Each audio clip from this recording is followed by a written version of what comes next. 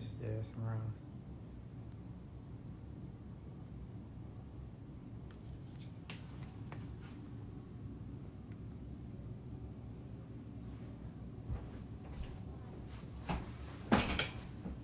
All right, let's see and get this camera. That light is right in my eye.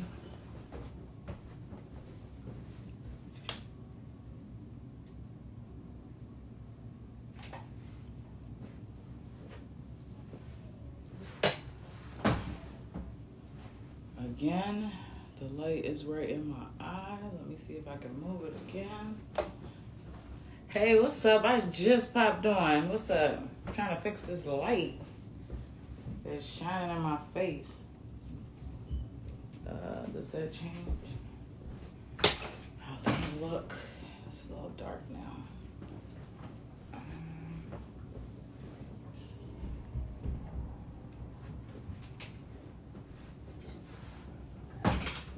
That's cleaner. That's a little cleaner.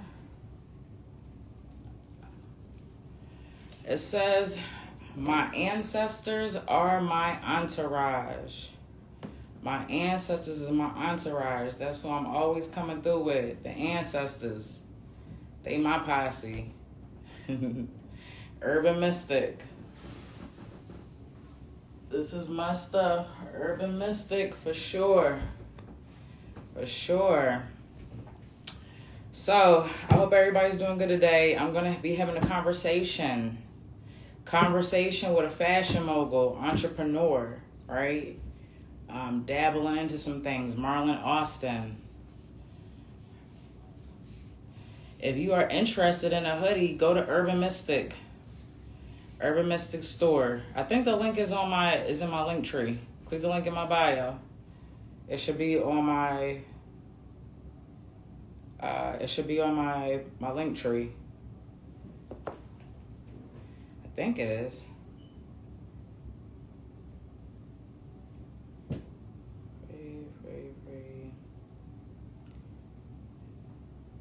No, I'll send you the link. Let me see if I can put it in here from my other phone.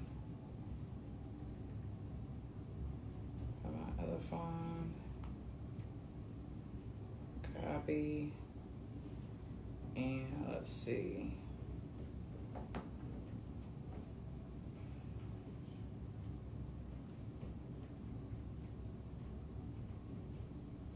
There we go. Bam. Bam.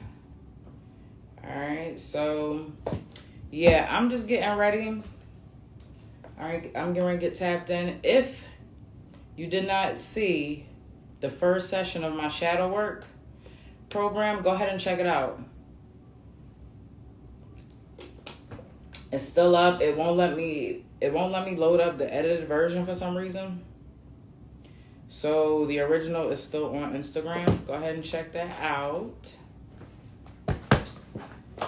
And yeah, we had got into some things yesterday. The denial card literally popped out while I was when I was shuffling a deck. And we were in the denial stage for the first stage of shadow work. So that was pretty dope. So I'll probably be doing the next session. Probably next Saturday, right? That'll probably be my main focus. Hey, what's up? That'll probably be my main focus because it's 21 questions and I want to do one video a session. All right? I want to do one video a session. So, blessings. What's up, y'all? Right now, we're getting ready to have a conversation. We're getting ready to have a conversation with a fashion mogul. An entrepreneur. He has his own vegan cheese company along with his brothers and another partner, but he's done a lot in the fashion world, right? His name is Marlon Austin, and he's now, I don't know how long, we'll find out, but he's into cryptocurrency, right? And so we're going to get some education and some knowledge on cryptocurrency. All right? So y'all just, if you want to hang tight, I don't know what I might do after. Maybe I don't know, but we'll see after this conversation.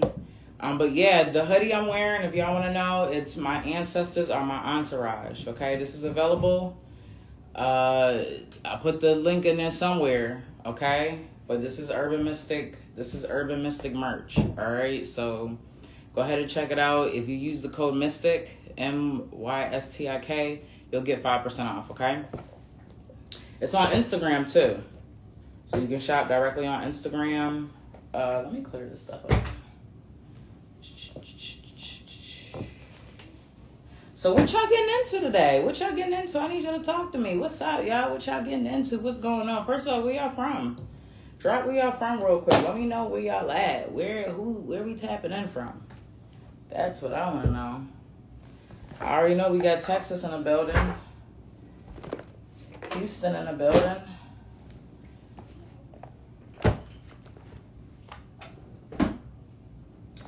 Let me see.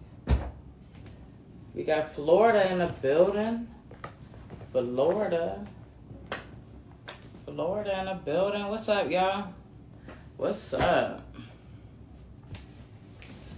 So usually I've been going live on Moneybags Academy. So this is kind of what this is today. And like I said, I usually provide like a workshop and a course pertaining to tools and resources to help you generate traffic and sales to your Instagram page. If you want to click the link in my bio, if this is the first time you're here or, been popping in on me, just go click the link in my bio and see all the free tools and resources that I provide. I provide a lot of free tools and resources, okay? So that's just the way how I'm set up. I'm currently in school for my doctorate degree in human services. So I'm really community-based and, based on people getting information, all right? So the shadow workshop is free if you catch it while I'm live or while it's on video, right? This is actually going to be recorded because it's going to end up being a 5-week program. All right, it's 21 questions. So that's one question a video. There's 4 stages of shadow work, right? There's 4 stages of shadow work. So I ask a series of questions in each stage, right? And we're going to work on those questions one session at a time, right? So that's free when you catch it, right? And I will make announcements. That first one, I just had to kind of get it going. All right, so it looks like Marlon is here. All right, so let me see if I can tap in and get him in. Yeah, I know I'm a little bit slow with technology. Here we go. Did it go? Yep. There we go. What's up? Hey. Good. How are you? How you doing? I'm doing well. Okay, I'm going to adjust my camera. All righty. So I was just giving the people that tuned in real quick a little introduction about who you are, fashion mogul, entrepreneur. I'm excited to have this conversation with you. So I'm where in are you St. right Louis. now, currently? Yeah. Cold. Okay, cool.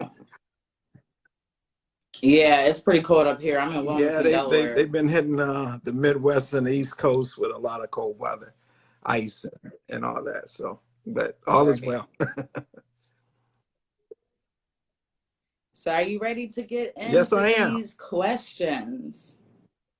Did you receive the updated? I just added one more question. I just responded when you sent that. So let me. It was just one question, but I didn't want to just like drop anything. Kind of like to be efficient. All right, so who are you? Who is Marlon God? Austin? No, I say that. I said that because a lot of people unique are not ready for that. Because of their belief system and being, what a God is. But right. A God could mean governor of dominion, right? Some people look at the Pope as a God because he has been governor over dominion for many years, that whole papacy and all that.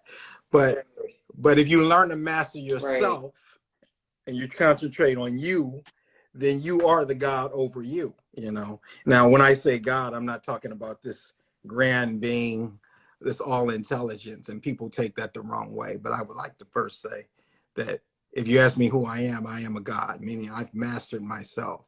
Now, outside of that, as a being that you see, I am a brother to two, identical twin brother, and a younger brother, and a son of two parents. So that's who I am.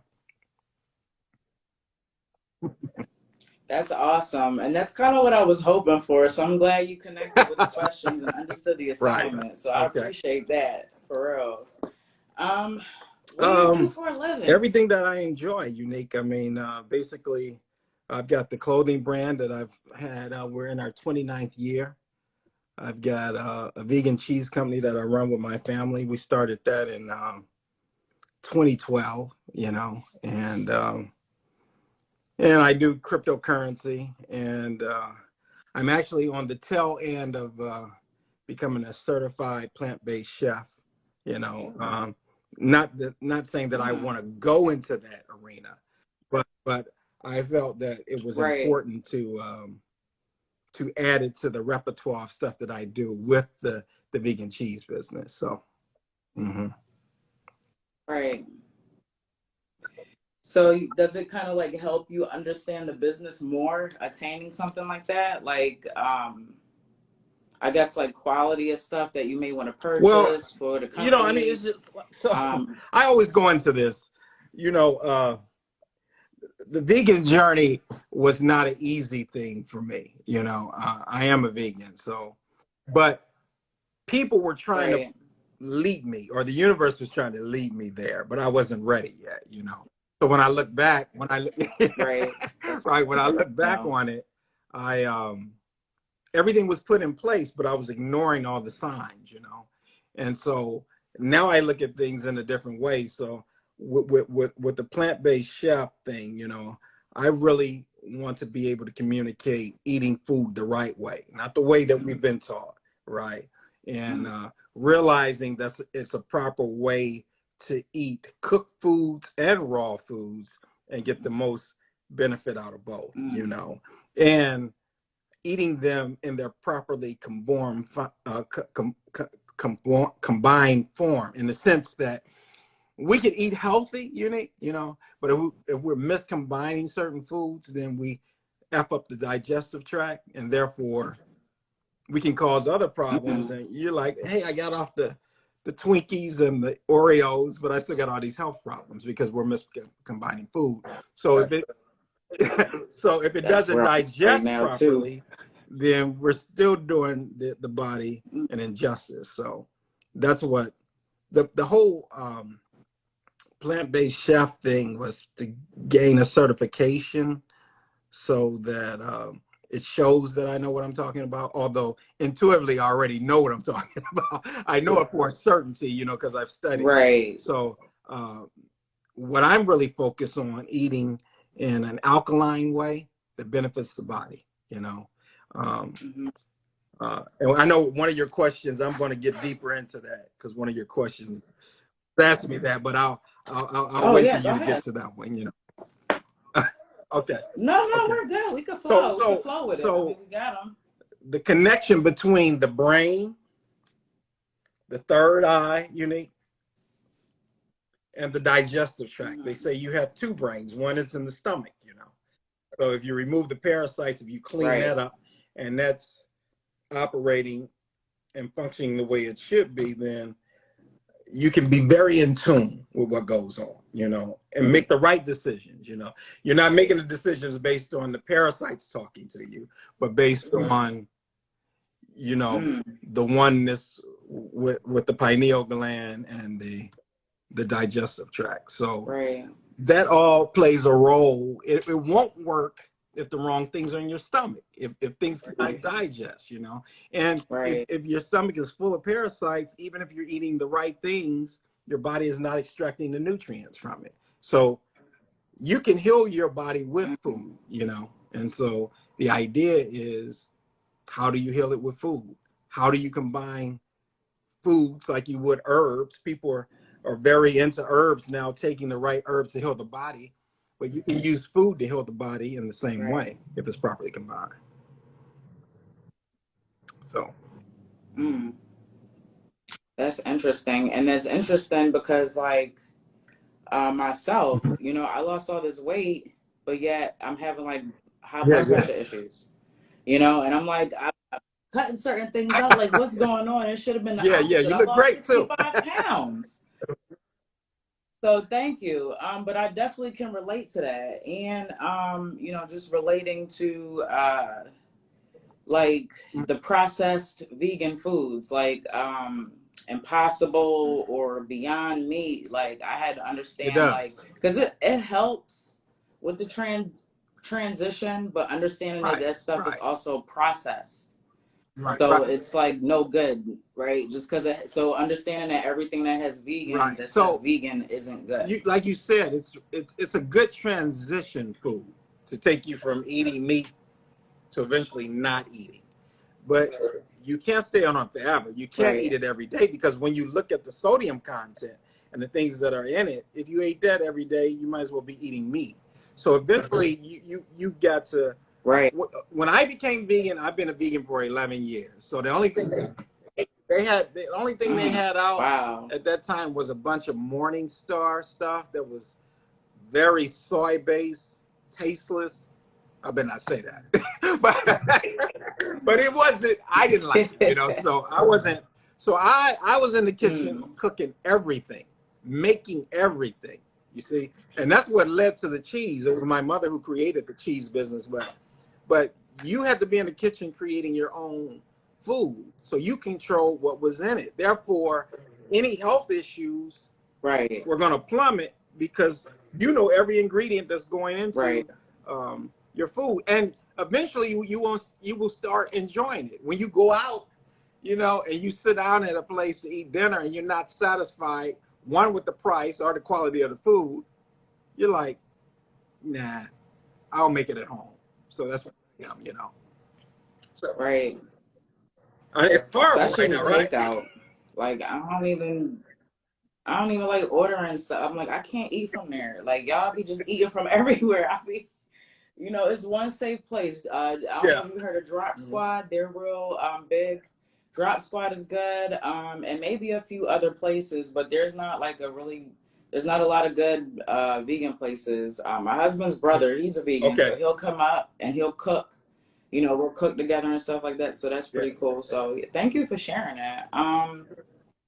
All right, my favorite question. All right, Star Wars fan. Absolutely. Star Wars fan. So, what side are you on? We And had this explain conversation on why. Clubhouse, right? Back in the day. I uh, believe we have, you know, but you know, I got right. to talk about I it. I love Star Wars. so I like I said back then, I would say that I am a balance between both the Jedi and the dark Sith, you know. And it's the reason I say Right, that, okay? So we take Star Wars, specifically the last three movies that they made, right? So in the last one, Unique, right, uh, Luke Skywalker says, I know one thing for sure, the Jedi must end. So what was he talking about? right, If it was great, why would he make that statement, you know? And so organizations right, can be infiltrated. So are you married to the organization or are you married to the cause, right? And when you look back on things, right, right? When you look back on things, has the organization helped the cause? You see? And I think that was the point that was being made. So right, it's, you know, and also remembering, I choose the dark side because we have to remember that everything is in reverse anyway. So that blue lightsaber right, could mean deception, while that red one means the living being, you know. So I choose the dark side. right. But the balance is between the two. Right. Like I definitely love the Star Wars too for the Mhm. esoteric, the light and the dark. And I also started thinking about the Siths and the Jedi as Yeah, like obsoletes. You know, like they were firm in their beliefs and one was this way, one was that way. You had to be disciplined in one way or another. But the middle path, you know, is not really yeah, obsolete. You're yeah. utilizing both. you know, and that's when I started getting into like the gray Jedi and stuff like that. But I absolutely love Yeah. the dark side, like Anakin. He's one of my favorite characters. I love the turmoil that he goes through. You know, that whole story was just, I just love it. But yeah, so that's pretty Let me cool. So I just let me had add to just one more kind thing of to double that. back on that. You know, the Jedi was focused on, hey, you can't let anger get to you, but anger is a part of emotion. So if you act like a robot, you will become a Right, robot. So as you said, the dark side, right, let the emotions flow. You can only let them flow, and only then when they flow, you can bring them into balance. But acting like they're not there is right, a trick, you know, in my so. right. The Jedi mind trick. I actually have a Sith tattoo, and I feel like I mean, a Jedi tattoo. I'm gonna have to Right, get a Sith one right. to kind of balance out. All right, so what we got next? So how did you become successful as a fashion mogul and entrepreneur? Your vegan cheese company. Like, how did this Well, process happen? well, let me start by saying, early on, when I was a child, the universe, God, whatever you want to call it, showed me how to be in alignment, you know, and they showed me alignment by things that went easy or difficult for me, you know. So, Mm, for example, I could always tell that something was for me because it would go so smooth that would almost be unbelievable.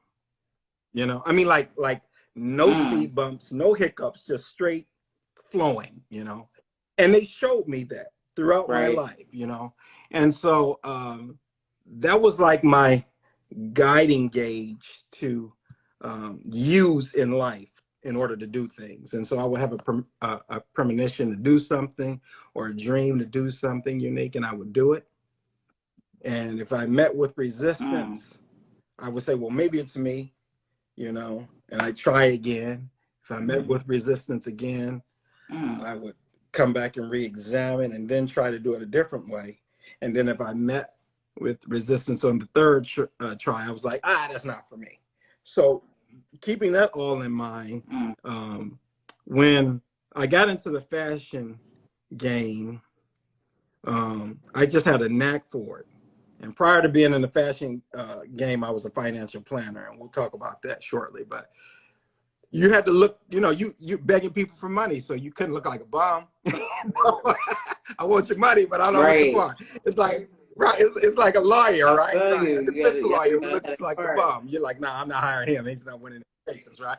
So Right. I you have to look the part. So, and also my mother and father, they were dressers. So you know, that was instilled in me. So I just got into the business and it started going very well. Now I did meet with resistance because in the Mm, beginning, I was just selling to customers and I opened up a store, but I had higher dreams than mm, that. So I wanted to design and sell to stores. And so when I went to New York and I was doing that, I was meeting all kind of resistance. You know, it's going to be in a book. I'm mm. still for 17 years. I'm still on the second page, but I'm going to finish. Oh I'm wow, going to it finish be that like book, that but sometimes. it was a lot of resistance, and I had to. I did that re-examination period. I sat down and I was like, why is this happening? You know, and I told my twin brother, I was like, listen, we've been at this XYZ. You know, it's always some funny business with doing business.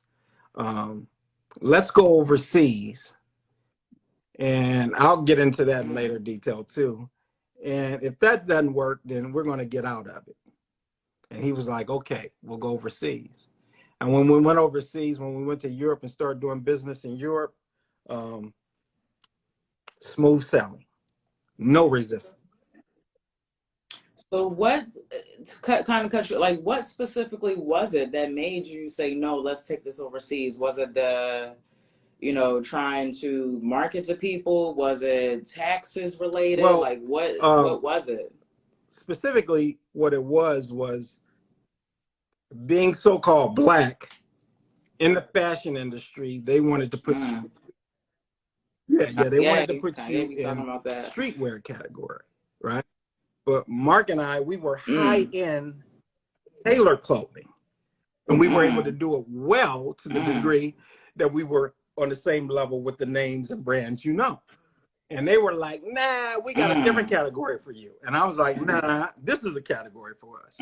And so they showed us where they wanted to put us by way of, you know, when we would do the trade fair, if you, and they weren't cheap, right? Because back then we were spending $10,000 for a booth, right? So if you, let's just say they have all the high-end tailored clothing brands in one area, and that's where the buyers go in this trade fair. But then they put you down by comical accessories. nobody's gonna see you, Oh or they wow! put you Right. someplace and they don't they leave off your brand name, so that when the buyers are searching for you, they Wow. can't find you. So how many, you know, buyers have a job, they still got to get Wow. back to work, they got to go to the fair, they got to do what they need to do, but they Right. search in the fair constantly for you and they can't find you. And it was stuff like that. It was, I mean, more than that. I'm just giving you the shallow version of it, you know. And early Right. Right. on in Right. the mid 90s, I had met a gentleman from Vienna, Switzerland, and he says, I mean, and this is before the internet was taking off. So he's like, Marlon, I want you to come over, you know. And I was like, you paying? And he was like, yeah. And he bought this ticket in 2 days for me. So the following Tuesday, I was on a plane to Vienna, Wow. Austria, you know. And so he says, yeah, I own all these factories. Now, I knew that he owned one or two factories, you know. But he said, I own factories from Western Europe all the way to Eastern Europe. I was like, and he's making the clothing for Max Mara, Escada, all these high-end ladies brands that you know of, right? Mondi, everybody. And so Right. he says, I like your taste, I like your style. I have a group of tailors and machinery dedicated to high-end menswear. I want you to go and sell designer contracts to menswear designers in the United States. And I was like, I can do that. You know? and so he says, now I'm at his Wow. house in Europe, and he says, I'm going to give you a minute. Think about what you want to get paid.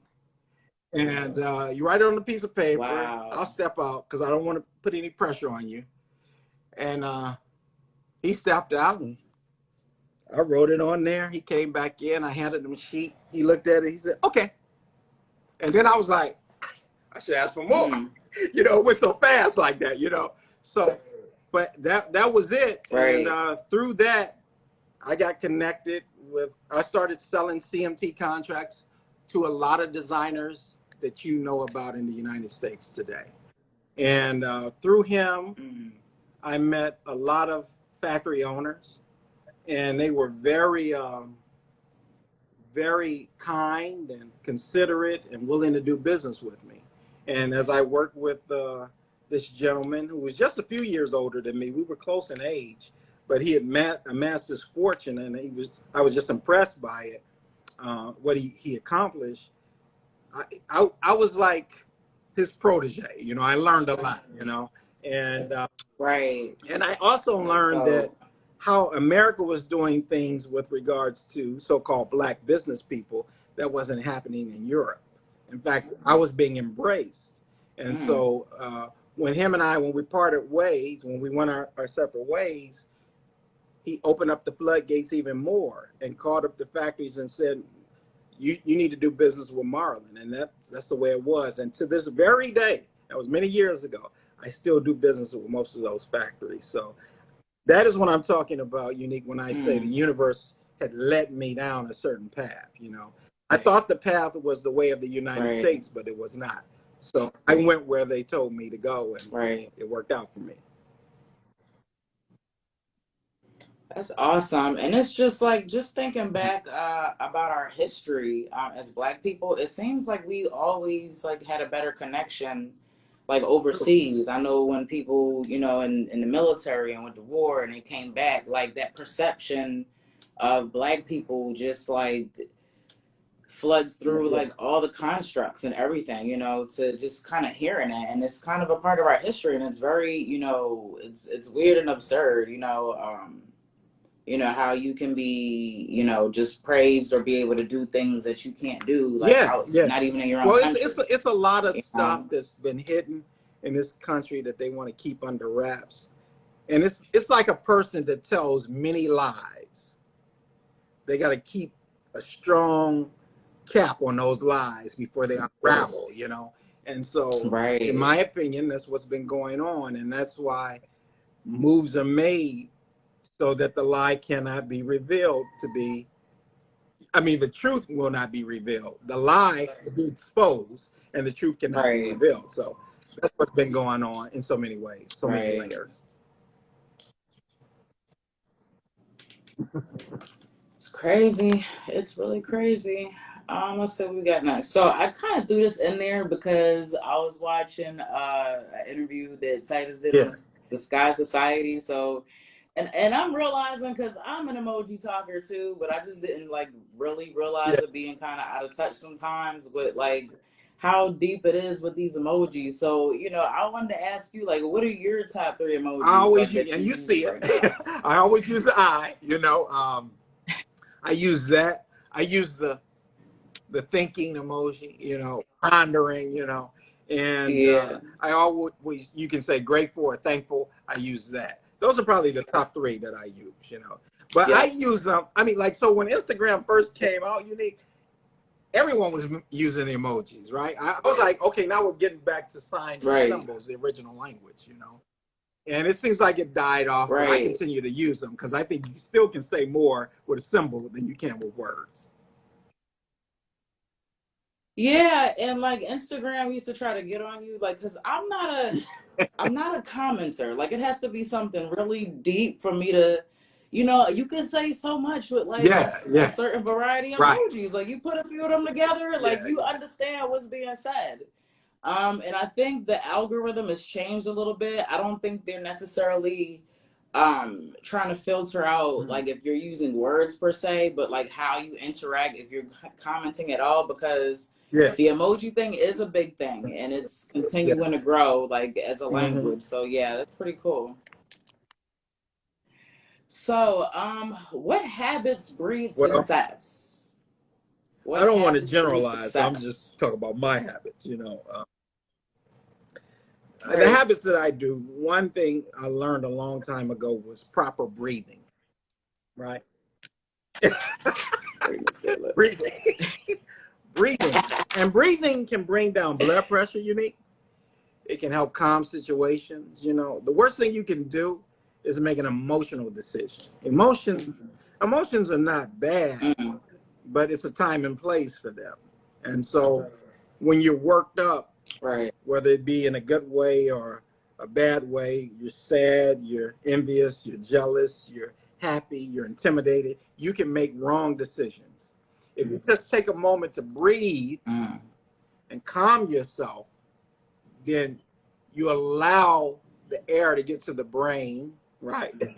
And calm yourself, and then mm, you can make wise decisions. So the first thing I would say is right. proper breathing, right? The second would be Mm, meditation.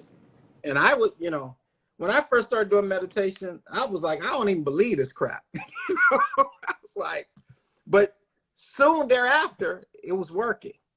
So that allows me to be calm. Again, allows me to make wise decisions so that I can enter into decisions, stick with them, and complete them, you know. And I would say the third thing is mm, proper eating, you know. So I mean, if you're mm. loading yourself down with a bunch of chemically laced food, how can you make wise decisions? You may have made some, but eventually you won't be able to, you know. Eventually you might not even be able to remember your name because you ate so many chemicals, you know. So I make sure that I Mm, eat right so that I can make wise decisions. So breathing, meditation, and proper eating habits. And I know that's a fourth one, but I make sure that I get the needed rest. So I don't, I'm not kicking it all out hours of the night, you know, because I got to get up most mornings anyway and get on the phone with people in Europe. So I can't be out to 3, 4 o'clock in the morning and expect to be. So it sounds like you Yeah, had yeah, like a yeah. routine 30 years also, of it. Mm-hmm. right? Yeah. That's awesome. This is great. Let's see. So I mean, and we've been talking about it throughout the conversation, which is of course why we connect. But like, what does spirituality mean to you? Like, if you just want to elaborate and just explore more on what we've Well, already kind of tapped into. to me, well, let's go back. I think the old way of spirituality, worshiping something outside of you, is over. Some people may still do that, but I think, in my opinion, spirituality is basically um, the process of learning who you are as a person, becoming one with you, like why you're here, what's your purpose for being here, you know, will you fulfill that purpose, you know? So that's how I view spirituality. Just, you know, and that can, and you may learn that in different forms, you know, tarot cards, numerology, you know, astrology, whether it be sidereal or others, but you, I think you will come to that, you know. Do you think that you can?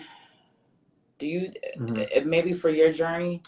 Was spirituality a part I of think. that journey as far as like being successful and just, you say Mm-hmm. everything was aligned, and so like were you like always tapped into knowing who you are? Like, how did you become so developed and aware? Because it's very, very rare. I get so intrigued when I meet people who are just fully aware, Mm-hmm. because there's not a lot of people, man, that Yeah, yeah. just know who they are. So like how did you, like, Well, what, well, I how? think as a child, I was tapped in, but a lot of people was trying to get me off that track, saying that I'm too involved in Mm, this. I don't need to pay attention to this, you know. So my great grandmother, mm, she was highly spiritual, you know, and she went to church, but she wasn't a church goer. Does that make sense? You know, I mean, so yeah, she still she knew what time it was, and she really taught that to my mother too.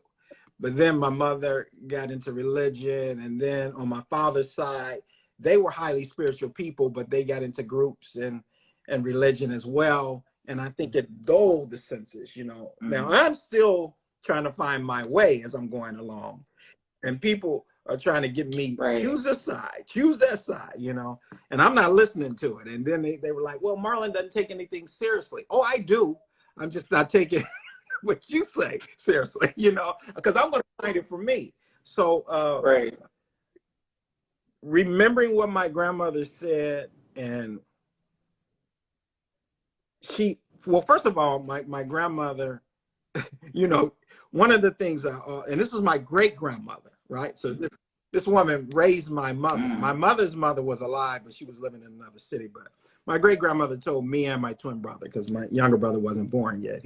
She said, never let anyone convince you you were a slave.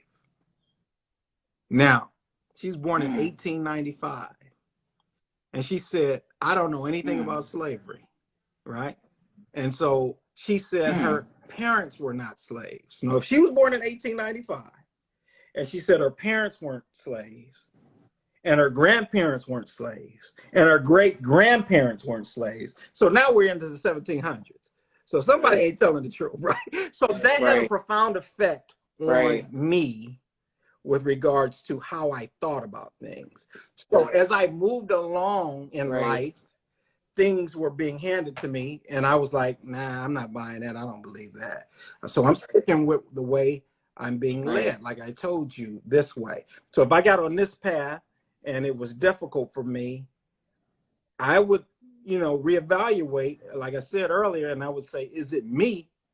So let me reevaluate things. And they just put me on a path, and I'm not saying I'm like the greatest person, but what I'm saying is I do know who I am. I know what I'm Right. here for, and I'm living it and I'm doing it. And that's all I can say. Right, and it just seems like Hmm. people, even with my life, and my, Hmm. I'm not gonna say small achievements but I have achievements, but it just seems like people who are self-assured in themselves Hmm. are more individualistic, have critical thinking skills, Hmm. good judgment and reasoning. I'm noticing, working with people and being a leader in the corporate world and, doing it in my personal business that like a Right. lot of people aren't equipped with these things, and the more equipped that you are with those tools, Hmm. especially goal completion, like a lot of people don't complete goals. They don't even know the steps to complete them. So like if you have these tools, it just seems like you're better aligned for success, and it just enhances Right. Hmm. whatever your journey is. So like would it be different if you really weren't equipped with those tools, and I sort of think about that. So I just really just kind of paying respect, just to just your process, your journey, your wisdom. I appreciate it so much, and it just kind of confirms and affirms everything that I am doing and Right. everything Right. that I Right. need to continue to be doing. You know what I mean? So I'm definitely So appreciating I'm this going to add this conversation last for thing to sure. that, Unique. So with all that being said and done, I was never afraid of what came to me because your friends, Right. your circle tells the world who you really are, right? And so like within spirituality, your circle of friends will tell the world who you Mm, are. So when the religions mm, deem certain things as being demonic or satanic and everything, I didn't buy that because I that was not my experience with it, right? I'm not going right. to have negative beings around me because I don't bring those people to me in the living being that I am right now. That's not my energy. So therefore, I'm not gonna Right. I'm not gonna have problems with them. So listening to what my great grandmother told me and following that path was one of the things that just when you said stick to itiveness and completion, I was just like, I'm on this path and I'm going to do it. And also, I saw a lot of people have Right. wonderful ideas in life and they would start and not complete it. And I never wanted to be that person because I'm like, if the universe gave you an idea and they drop something in your lap and then you move forward with it and you don't complete it, what are you saying to them? So if they gave you the Right. idea and they led you to this point, then you've got to Mm, complete it. So there is no quitting. And if things get difficult, you just go to the next phase of it, because there's levels to every route. You know what I'm saying? If we're going from the East Coast to the West Coast, you might be unique. Marlon, I take this way all the time. I said, well, we're going over the Rockies and down into the valley, and we're going to come up this way. So it's 2 ways to go, or 3 ways, or 4 ways, just as long as we get there. right. And what's easier for unique may not be easy for Marlon, and vice versa. So that's how we do it. That's awesome. All right. All right. So now we're getting into the finances, the financial aspect. How did you get into Well, that goes back to cryptocurrency? what I was saying. So before I got in the fashion industry, me and my twin brother were financial planners. We worked for companies, and then we got tired of them taking our sandwiches and giving us a bite. So we started our own financial planning industry. Mm, But I made money in that, but I didn't like it. So I liked the fashion industry. And so when I got out of the financial planning industry, uh, I did enjoy learning how to make money work. You see, so I always handled my own money and made it work for me. Oops, and made it work for me. And so I wasn't going to mm, find a financial planner because I'd already done that. I know what they do, so I can handle my own money. And most people that allow other people to handle their money sometimes in the end don't end up with any money. So I want to make sure I could handle my own money. So mm, when I started the fashion business, I was into mutual funds, and we saw the culmination of that in 2000, 2001. And I put money in that and made money in that.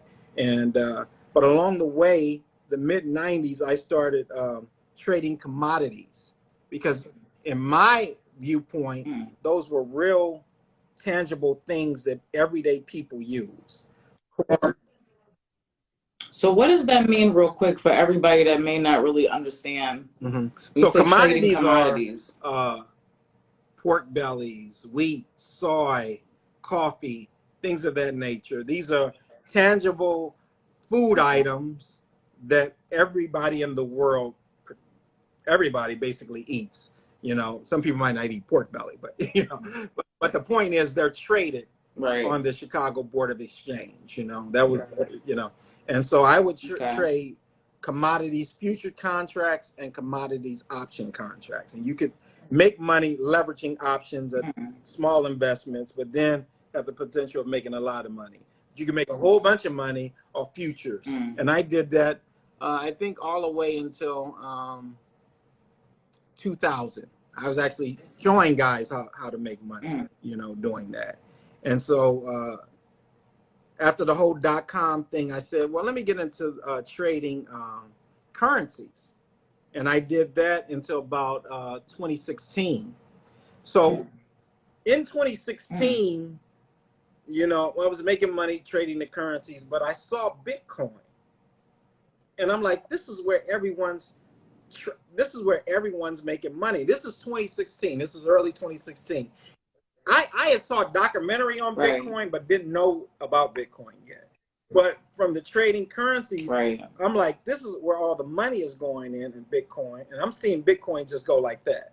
And it would be a few dips, but not to the degree it is now. It's manipulated, and I'll talk about that. But it was on a rise, and I was like, let me get into this. So I started trading it, and I started making money. So by 2017, I started buying Bitcoin, because in 2016, I was just a trader.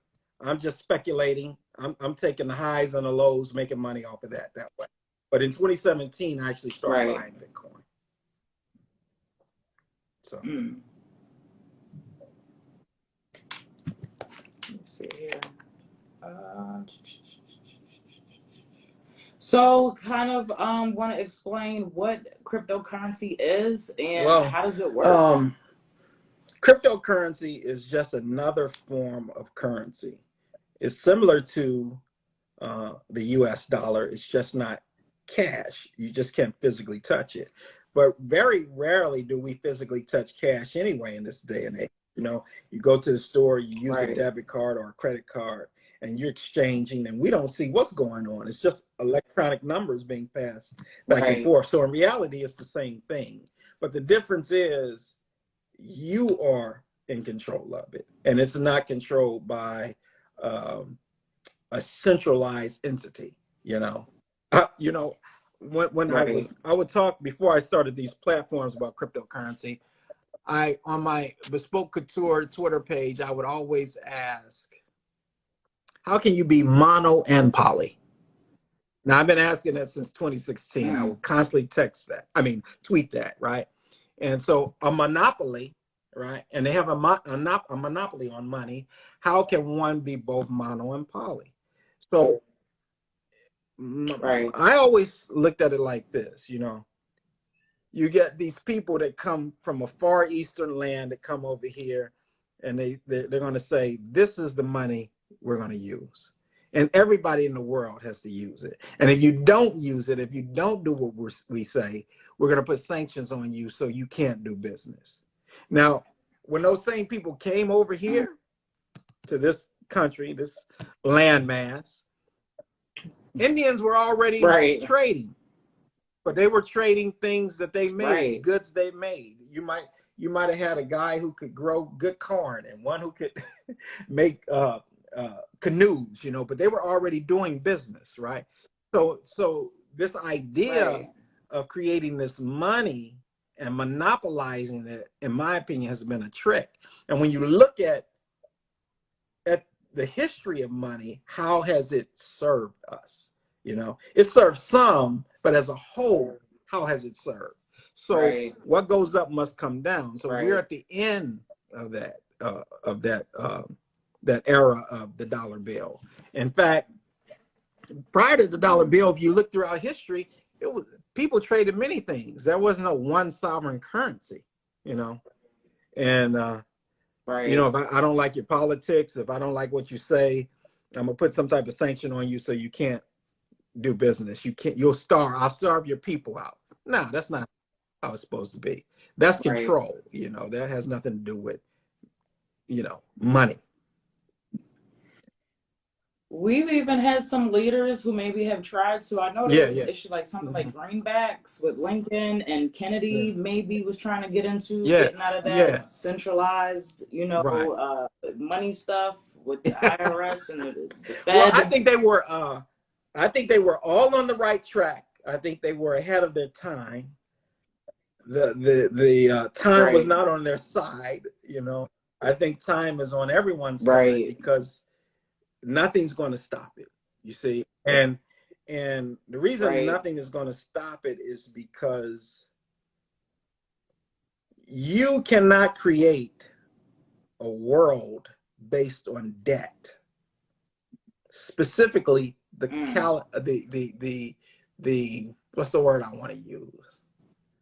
Collateralization of debt. So Mm. I'm going to say Unique bought a car, and we're going to make it be that we lended her the money, but in reality, they didn't lend you Mm-hmm. anything. When Unique went into the dealership and she signed on a piece of paper, then she created the loan. They collateralized it and they put it on the open market to be sold. The original paperwork is gone because somebody else bought it 3 days after. They waited until that Right. 3 days. You have 3 days to cancel contract. So after that 3 days, they packaged that bad boy up, sent it on the open market as a debt instrument, and it's off to who knows where. And you got to pay.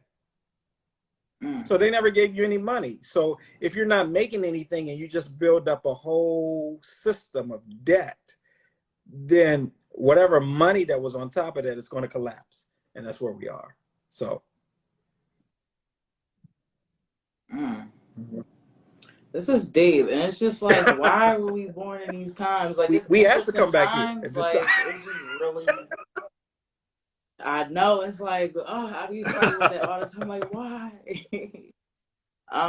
It's just I don't know. Okay. Even and I was born in '82.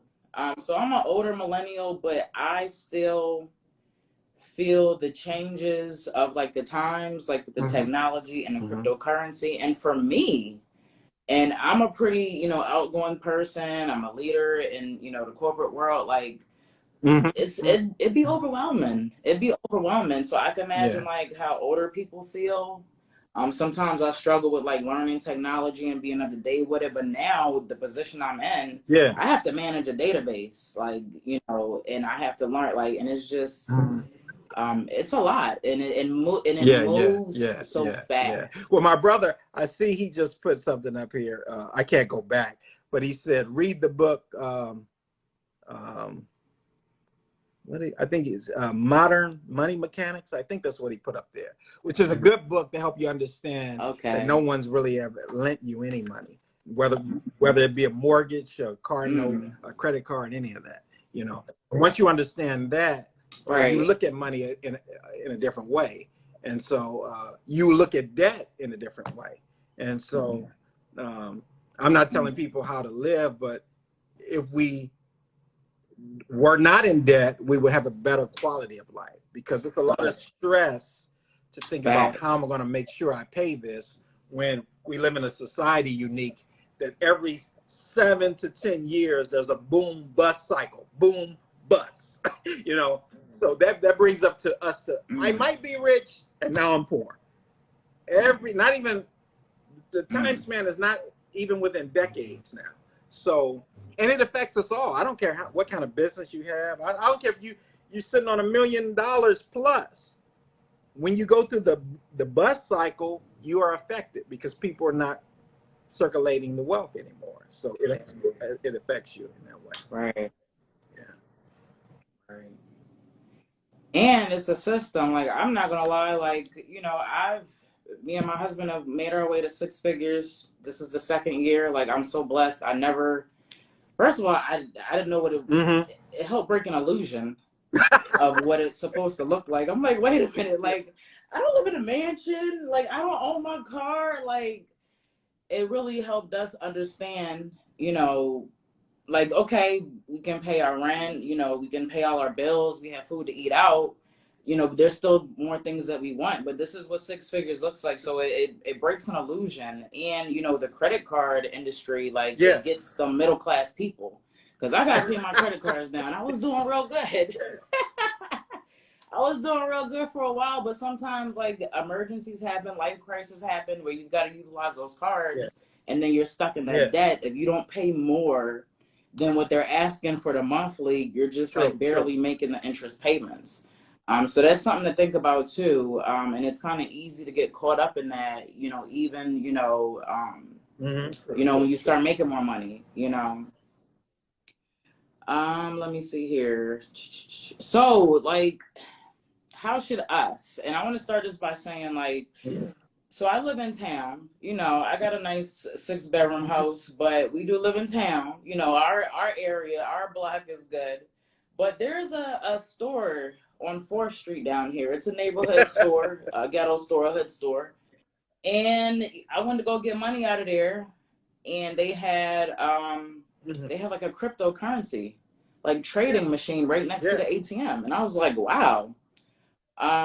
In my conversation with Titus, like, I really didn't understand and realize how much the younger generation is using cryptocurrency. But, like, for me, people like me who really don't understand, like, I have it, I buy Bitcoin when I can, and I have a wallet, but ultimately I just want to know, like, what does it mean for regular people? How serious should we take it? Like, what's the benefit in us trying to invest and getting educated in cryptocurrency? I'll start with the first question. We should take it very seriously, because I go back to what I said earlier. If you looked in the crystal ball and you could see into the future, you would see the future.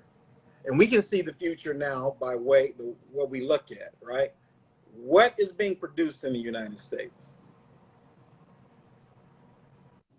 Manufactured. What's produced? As far Nothing as, really. Everything goes to China. yeah, we outsource. Right, Everything's right. pretty much It's outsourced, outsourced right? to China.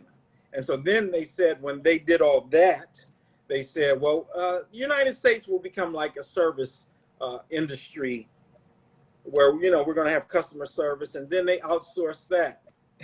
So that's why you talk to foreign people when you're, So the United States produces nothing. So the GDP of the United States is not even real. It's not. It's fake. It's all made up, right? Right. And so, wow. Just like the inflation numbers are made up, because that can of tomato sauce was $1 in 2019, and then in 2022 it's $5.99. So when they say, inflation is 6%, no. So you've got a country that produces nothing, with all these people who need jobs in order to pay for car loans and house loans and utilities and all that, and consume, right? We're consuming, but we're running out of steam. And so then on the backs of that, we can't consume because we have no more money. So we're going to give you debt. And then that debt drives up the national debt, but there's no way to pay it because you don't have the jobs to pay it. So it's like an endless cycle of misery. Looking at that is the reason why the dollar is over. They just have not announced it, but people who have the eyes to see know. Right. And so cryptocurrency, if you went to bed tonight, Unique, and you had a dream that tomorrow when you woke up, they would announce on the news that the dollar is finished, and you had an opportunity all this time to buy other currencies that will be in use, now is the time to do it. So if the dollar holds no value, it's important that you take those dollars and put it in something that does hold value, or something that makes money. And I mean, it doesn't have to be cryptocurrency, but it's our time to be ahead of the curve instead of behind it, you know. So if we take it seriously, right, then we can participate in a new money revolution that will benefit us. They convinced us that the shared economy was Uber, Lyft, Uber Eats, and all this stuff, only to find out that they're taking your sandwiches and giving you a bite once again. But the real shared economy will be Web3, cryptocurrency, all these decentralized platforms, you know, even spending time like we are right now. Imagine we're spending time talking, having a conversation, but imagine the length of time that we spend in this IG moment. Money is deposited into our digital wallet because we're on Web3, instead of Google packaging up our data and selling it to an advertiser, because that's what's been happening. So you know, I hear all this talk about cryptocurrency is the new world order and all that. No, it's not. But a collective conscious can create anything that they want to come in existence, because what you fear, you create. So if we're always thinking about, you know, then it's going to become a reality, you see? So don't think like that. Look at the benefits of cryptocurrency. Okay? I always look at the benefits of Web3, the benefits of cryptocurrency. I mean, we can take, for example, these truckers in Canada, right? So the truckers say, whether it's fake or real or whatever, they say, we're going to protest this vaccination, right? Or I better not say that. We're going to protest this, you know, and they raise this money and on these different platforms, and then the government backs it, blocks it from them receiving it. So who can block your crypto wallet? Who can get the money out of your crypto wallet? Nobody. And so you should have always had custody of your money. You know, we got these people playing big brother and big sister, like you are not intelligent enough to understand how to deal with your money. So you need a middleman to work you through handling your money. So it's easy to put money in the bank, but try to get it out and see what happens. You see? And then they charge you for holding your money. And then you can't get it out when you want to. And then you can't carry a certain amount legally, or you're going to go to jail. They're going to take your money and use it for whatever stuff they're going to use it for. And try to move overseas or something.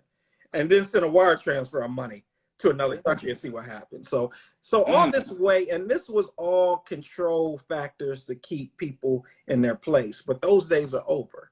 So, you know, I look at the positive side of crypto, not the negative, you know. And I think we as a people should be very involved in it. We should be looking at NFTs, because NFTs is not about, you know, crypto punks and Bored Apes. That's just it always has to be a gimmick to get you in, right? And, right. Or mainstream kind of idea. That pull you in, but NFTs will represent the tokenization of things. Like you and me and some other people want to buy this apartment building, right? So we create a trustless software program, trustless, meaning we don't need a lawyer or courts to get involved. The algorithm is going to do what it needs to do to make sure you get your monthly cut, I get mine, and other people involved are in there. So we need to look at the positive things that's going to happen with crypto, not the negative things, because we don't want the negative things to come about. Right.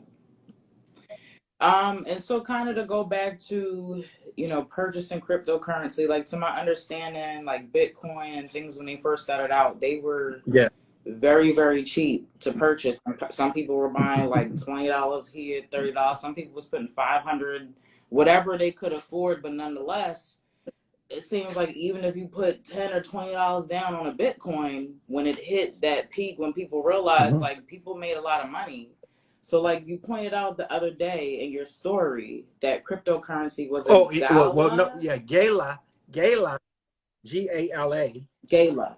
So, right. And so I see it's pretty low to purchase. So I purchased some of it, you know. Right. And so I gave that hint because you know, I have to first say, as disclosure, I'm not a financial planner, and this is not investment advice. Everything that you do is based on your own free will. It's not that I'm giving it to you. But You know, I have a Patreon Right. page where people can pay a monthly fee and it shows exactly what I'm heavily invested in, And I made the statement that, if people follow my moves, as long as I've been in crypto, that they haven't lost any money. I haven't lost any, you know. So again, I Right. don't make emotional decisions based on hoopla thrown in the air. I look at the fundamentals of a project. I read the white paper. I see who sits on the board if I can. I see who the developers are. I see who was behind it. How is this technology going to benefit people? So in February 2021 or January 2021, I created an NFT and I posted it on our fashion page to let people know that this was the future. And then shortly after that, you saw NFTs take off with all this artwork. But that is not the future of Right. NFTs. NFTs will be the real shared economy, the tokenization of different things, the program that keeps the middleman out of your pocket. The program that stops you from getting ganked, as they say, So and in this, yeah, Okay, yeah, I'm kind of understanding now. It just hmm kind of like hmm sunk in a right, little bit as you were saying that. Looking exactly past right, the picture aspect of right. it in the So artwork. but Okay, they had to yes. get Wow. the way it works with the artwork is traditionally, and Candace just said something about Ethereum. I'm going to touch on that in a second, but the whole point is that when an artist would sell a piece of art, they would sell it to a gallery. That's the middleman. The gallery then sells it. All right. The gallery makes the money. The gallery paid the artist for whatever. That's the end of the deal. With an NFT, Right. I sell a piece of art to you. You sell it 5 years later to another art collector. Well, it was minted on the blockchain that every time this piece of artwork is sold, I'm going to get 10, 20, or 30% of it. So the original artist is always paid. So now you can see the benefit of artists, rap artists, people in the music industry bypassing the record industry and creating their album on an NFT so that they get all their royalties and always get paid. Because no matter what type of Right. contract they sign, unfortunately, they always get taken advantage of and never get their money. And they got ways to Right. do it legally because they're all in the same club writing legalese contracts to make sure right. They Exactly. writing the laws and the policies. Right. And we're not even going to get into, and Kanye brings up a big point, and I always thought about that, like the hip hop culture, like whose culture really is that? As far as like who's running that industry and the gatekeepers and the Yeah. people that are Yeah. paying the artists, who's behind these holding the Right. concerts, the people that run the things, is it Right. is it our culture? Or is it their culture? Because they're regulating what we can express in hip hop, and the people that do express things like Titus and other people that express like Right. empowerment, Prince, they get blackballed, Michael Jackson, and they Yeah. get restricted or whatever. So it's just an interesting thing I wanted to bring out as far as like just the have people wonder like is it really our culture? Is hip hop really, I mean we know it is, but like who's running Well, it I now? believe Is it it's our still our culture now? culture. We have to stop um, giving our culture away for FRNs, fiat notes, because ultimately you've got a creator and a person with some paper money. The person with the paper money gives the creator some money that never really takes care of him. He gives him a lot of money because he knows that the creation is worth more than the money. And the creation will go on throughout history. And right. And so Timeless. the guy with the money bags gives the creator some money. The guy with the money bags family is taken care of forever. The guy who got the money probably won't have money to retire on, yet he created everything that people's making money on. So I'm a fan of keeping all intellectual property.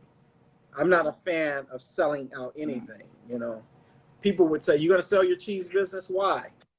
Now, when I'm gone, if the people decide to sell it when I'm no longer here, that's their business. But I'm not selling it. Why? How many black vegan-owned cheese companies do you know? So it needs to be right. So, and I know I make a good cheese, and it tastes better than anything on the market. So why would I sell it? Right now, if I sold it, I would put so much stuff in there that I got paid forever on a monthly basis forever, and it would be in the trillions of dollars, which they probably wouldn't agree to. You know, and so that's my mindset on everything. If I know the dollar is ending, why would I be in a hurry to take money? So what would you rather have, land or money? If money is ending, I'd rather have land. Would you like to have an invention or money that's ending? I'd rather have the invention, because the invention is going to be worth something. So that's how I view things, you know. Right. I want to say something about what Candace said. Right. Ethereum, ETH. Can I? I'm sorry. Can I let my dog out real quick? He's knocking on the door. Let me let him out so he can stop scratching the door, getting on my nerves. Okay. Hold on. You always interrupt something. Don't come back. All right. Thank you. He's so spoiled. So Candace said, "What about ETH?" Alrighty. Ethereum is still pretty low. It should be much higher than it is, but again, Bitcoin is highly manipulated. Bitcoin started being manipulated in January of 2018. When Bitcoin was on the rise and hit 17,000 in December 2017, the pirates had to come in, stop that train, you see. So they were able to trade futures contracts. And so when Bitcoin goes down, it pulls everything with it. They can manipulate Bitcoin, but they can't manipulate other cryptocurrencies because they are not able to trade cryptocurrencies. So with all that being said, Ethereum is very important to get into, because Ethereum is like the gas for every cryptocurrency. Now there's new blockchains being formed and coins have been made off those. But for the most part, every currency out there is an ECR20 coin developed from the Ethereum blockchain. And so I can catch on real quick, because that was the first time I ever heard of that. So major cryptocurrencies can have subsets. Okay, so like Bitcoin, it's its own token, its own currency, its own blockchain. Right. So what's happening now is the word, if I can get it out, interoperability, right? Where if I can bring this in, where coins can operate on different blockchains instead of just on their blockchain. Okay. Because currently Bitcoin has its own blockchain, and that is what it works on. But to be very functional, it needs to be able to work on many different blockchains, not just its own, right? And so when you look at Ethereum is its own token with its own blockchain as well. But most of the coins have been mined, or created rather, on Ethereum's blockchain. I mean, we created 2 coins, and that was, I'm talking about being connected, you know, where I got these dreams to create these coins. And I was like, so why? And they wouldn't let me sleep in peace until I created them. But now I understand. Now I was far ahead, and I was like, what am I supposed to do with these coins? And now I know exactly what to do with them as we enter the metaverse. And the metaverse is not going to be about playing games, like I said. You know, I mean, it'll be some people doing that, but that's not what the metaverse is going to be about. But if every coin, not every, but a large percentage of coins are created on the Ethereum network, Unique, then it would be wise to invest in Ethereum, because that's like the gas for the other coins to work, you know. So I would be in. So does it kind of work? Because I look at stuff like computers sometimes. Like, is it like permissions really, or is that not correlating? Like, as far as stuff. Well, you understand permissions, right? In the computer world, you understand permissions, right? So in Ethereum, so take that knowledge about permissions, right? So I can't use Ethereum on blockchain, on Bitcoin blockchain. You understand that? Because they don't operate together, right? So when Okay. Bitcoin was created, its own blockchain was created too. And so when Ethereum was created, its own blockchain was created. And Ethereum was open Okay. source in the sense that you could create your own coins based off the Ethereum network.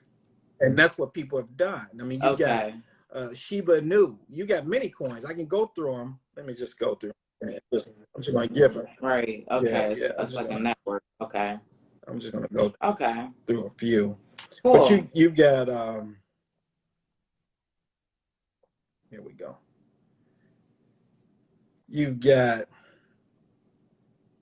Shiba Inu coin, MTV, Motivac, Saitama, Telcoin, Dent. All these coins are based off the Ethereum network. So they need Ethereum in order to work. And some of these projects are going to do very well. So if I was a wise person, it's like you playing a game of Monopoly, right? Everybody wants the utility companies, everybody wants the railroads, right? Then it would be wise, a wise person would look at Ethereum and say, I'm buying some Ethereum, you know. Now, Ethereum has to scale up. They've got to be able to, because you know how technology goes. You're in that industry. It moves fast like lightning. So you got to keep up. So Ethereum has to scale up to be able to do different things because of their gas fees being expensive, or otherwise, you know, Cardano and these other coins are going to come in and just wreak havoc on them. So they're going to have to do something. So what are gas fees? Because I've been seeing that. Like, is that the juice that's Yeah. needed to make the trade for it to go through Yeah. the blockchain, the So for instance, steps? if Like, you went on an NFT platform and you wanted to buy a piece of art, the piece of art might be 0.001 ETH Ethereum, right? So let's just say it's $25 in US dollars, right? Then you go to check out and the gas fee is $200.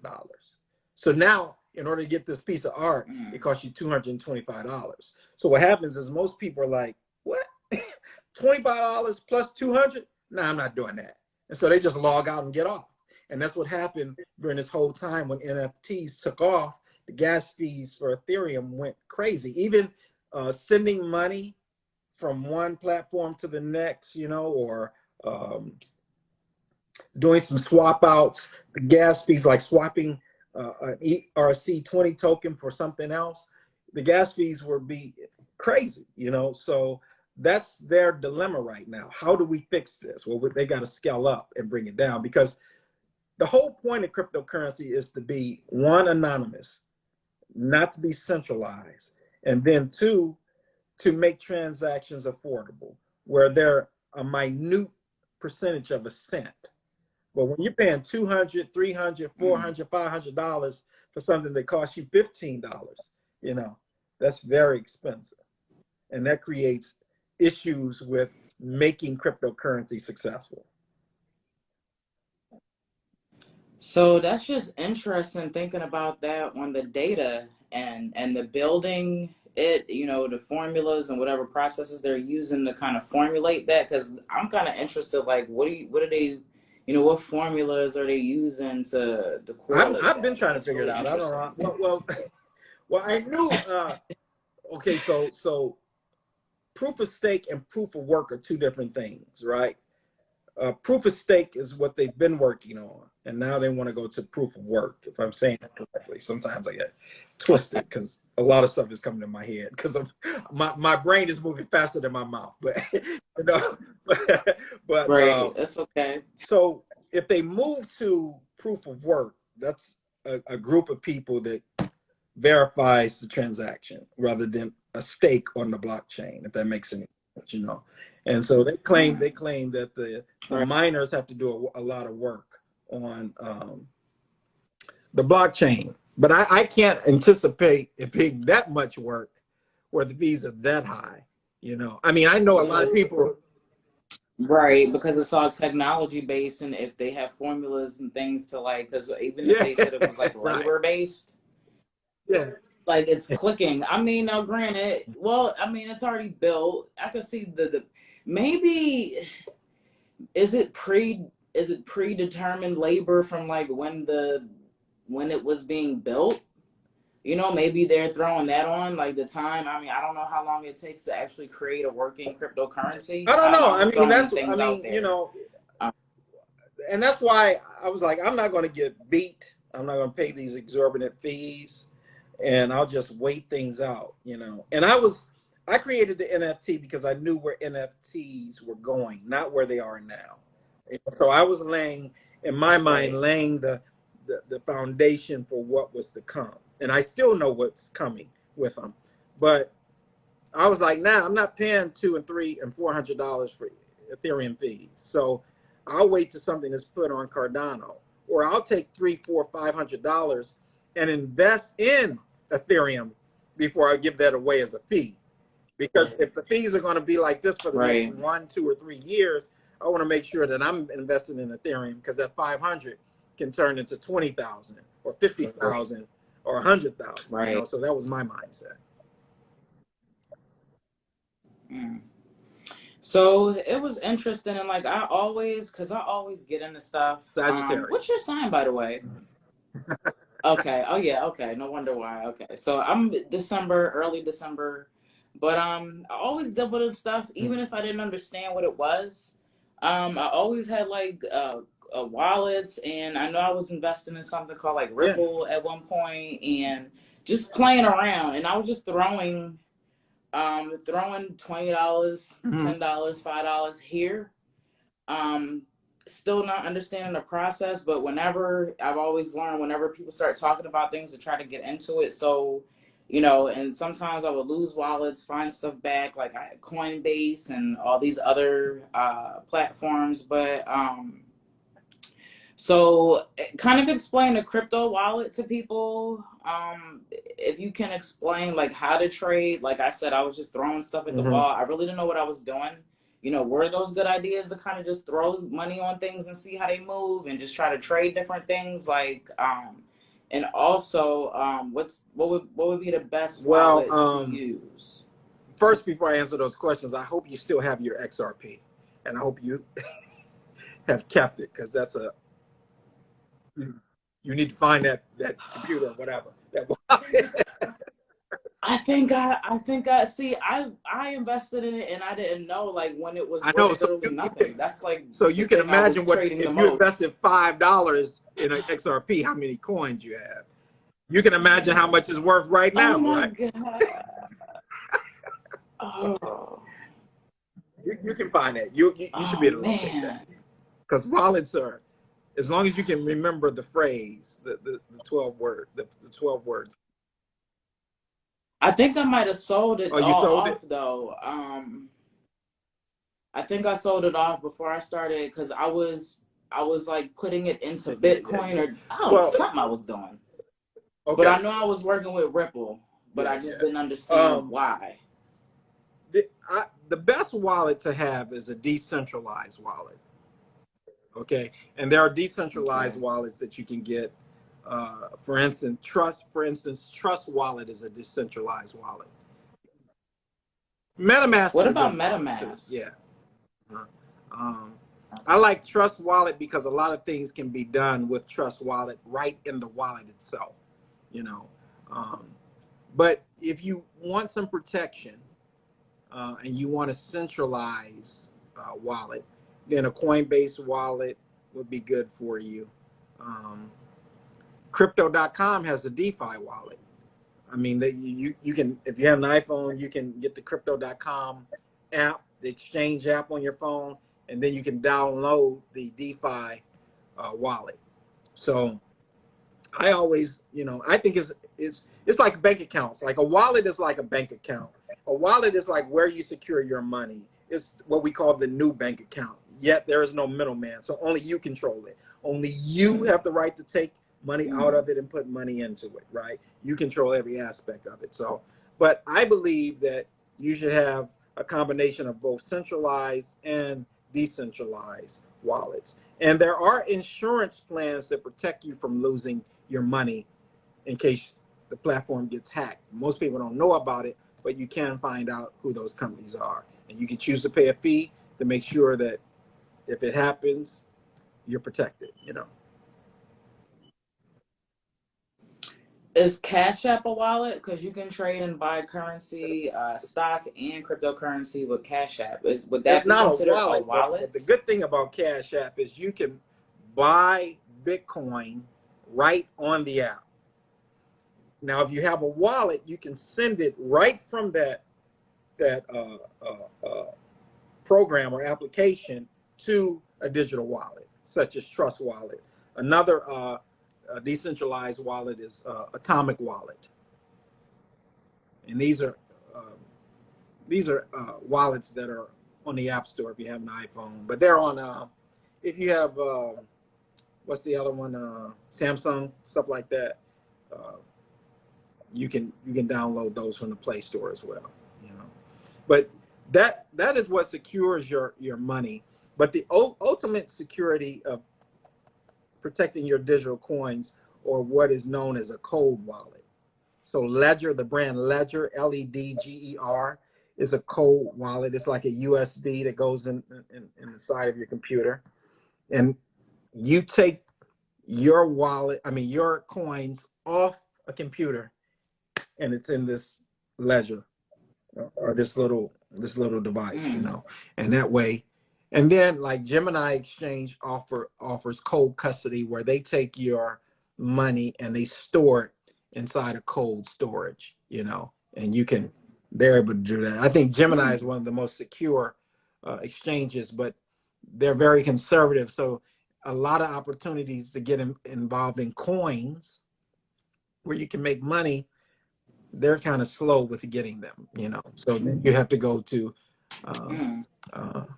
exchanges like Coinbase and crypto.com. But even where people are making money right now when the market is down, you normally have to go to a decentralized platform where you do swap outs, and that's where those fees come into play. Because because you're an American citizen, the only way to get those coins is to get onto a decentralized platform, swap a coin out, swap a token out for another token in order for you to buy that coin. But tomorrow you could be a millionaire, And I'm going to add this one thing too. Cryptocurrency can make you a lot of money, but you need to get beyond it making you a lot of money. If one currency is going down, make sure you have another one, because everybody wants to, well, how much is Shiba Inu or Dogecoin or this coin worth in US dollars? If US dollars is going out the door, it doesn't matter. The reality, if you're sitting on 4 billion Dogecoins, right, then that's all that matters. If you start looking at it that way, you appreciate it more, not what is valued in US dollars. Yeah, we all want to get a lick, but the idea is that you get that dying currency, known as the US dollar, out of your hands. You buy some property, you buy a business, you buy some silver or some gold. Steve, and that's really been manipulated too, but you find a way to put those US dollars into something that won't lose value in some kind of form or fashion, and that will save you, in my opinion. So. Right. I mean, we used to be backed by gold until 1971. Right? Yeah. And so it's, and even when you look at that, Unique, it's like, what has been the plan all along, And so when people say, well, this is the new world order and everything, well, how so? Because no one wants to give up. If I've been the bully on the block, I'm not going to set a plan in place to be removed as the bully. I'm not going to set that plan in place, because I get the benefits of being the bully, So it has nothing to do with that. And it's really about taking it out of the hands of a centralized source. And even when people in the crypto industry talk, we need regulation and all that, I don't pay attention to those people because I don't trust them, because that's not what cryptocurrency was about. And they're playing for another team, acting like they're on your team. In reality, you'll find that most of the hacks are inside jobs anyway. So right. I mean, really, no one has really lost any money. It's all media hype. If I own the media machine, I can come up with grandiose stories. But when you really get down to it and you know what's going on, no one has lost any money. They tell you, yeah, Right. this deep finance platform, I put $1 million in and lost it overnight. I never heard of it. I can't even find it. I mean, who are you talking Right. about? So these are just stories put out there, Right. used as fear-mongering tools to get you not to put your money in there, to keep a dying system alive. And this all kind of ties into even, them putting the word out there, conspiracy theory. Like they made it so normalized that now these conspiracy theories are actually no Reality. longer theories. Like, but it canceled out a lot of people for a long time. That term, conspiracy theories and stuff like that. So it's just interesting the tactics that they use, and just me learning more about regulation, and then people imposing things. Even if I don't want to get too much into politics, but just seeing the sides play out, and one side wants more regulation and one side wants less restriction and we can do anything we want to do. It's like, what's going on here? Wait a minute, so it's really interesting. And people just need to start thinking about these things, regulating people trying to regulate you, and just, and this is pretty much what my practice is about. This is why we kind of connect, which is identifying who you are in life, what you stand for, and that way you'll be able to make moves accordingly, and, if you feel strongly about things that are being regulated, you'll find ways, to work around those things or work towards, not being in that stature. And like one thing that I commend about Kanye, it's kind of like he broke the money paradigm, like anywhere he goes, like he's going places and people are like paying him and his money is no good.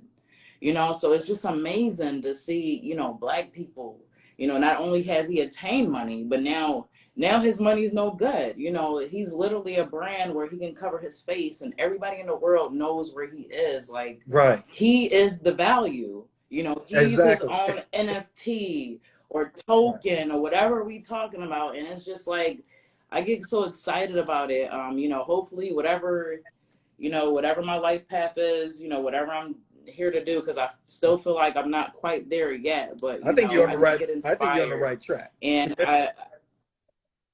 I appreciate it, and I definitely appreciate this conversation. I appreciate the energy connection for real. I mean, you have so much wisdom, knowledge, gained experience, and you're a person of color. So, and this is, are we still in February? Black History Month. I'm not really on that. But with my business and everything, just taking the opportunity, and I'm with Kanye, like, yes, let's talk about the history, but let's talk about the future.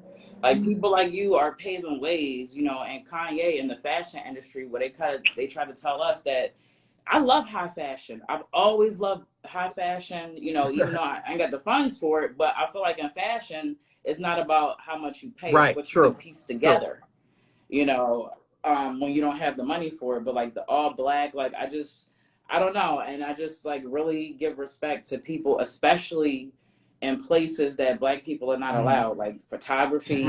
Candace is here. Like I said, fashion, just areas where they tell us we can't be. And we're showing up and we're showing out. And like I said, I appreciate this energy exchange, and just like you say, I'm sorry, just one more thing, like the company we keep and who I'm aligning with, online and social media. And it's just everywhere. I'm in meetings now, with, my current position with VPs that are making millions of dollars, that are flying jets, and that energy is different. Is different, and I'm just blessed to be around, and I'm always around men, but men that make a lot of money, and I'm blessed to be in that energy and being exposed to that. I really am. Like, I appreciate this. I'm glad you thought about me, and I appreciate the kind words. I would add that it's a reason that you are around those men because it's something you're supposed to gain. So take it all in and make sure Mm. that you deliver on what the universe is given to you because it's not by accident that you're in that position. You know? And I would say that Right. going all the way back to the beginning of the fashion career, my problem with being done a certain way and people trying to regulate me, regulate me in streetwear was that there would be no Gucci, there would be no Louis Vuitton without so-called black people. So I know, you know what I'm saying? I know, I will always know what high fashion is. We are the curators of it. We consume it. So to Right. tell me that I don't know what I'm doing, I'm in Italy. You know what I'm saying? I've been on the other side. I know what I'm doing. you know, and the Right. people that know we know what we're doing. You know, so all I'm gonna say is that we have to stop trading creation for money. You see? Because the other side doesn't do that. Mm. You see what I'm saying? They stick with the plan no matter what. Right. And For nothing. so For yeah, we've nothing. been dealt a blow, but if we what I understand about uh, people, no matter what color they are, all they got to do is work together. All they got to do is work together. Mm. Working together solves the problem. And you might not get everybody on your side, but if you find the right tribe, small group of people, right, then you never know where they can take you, you know. And I would say, you know, um, I have all types of clients. You know, I only have a handful of so-called black clients in the fashion industry. So most of my Mm. clients would be considered lighter skin or white, but I'm very close to them. We Right. don't have any problems with one another, you know, and it's a Right. camaraderie and an energy that flows with us.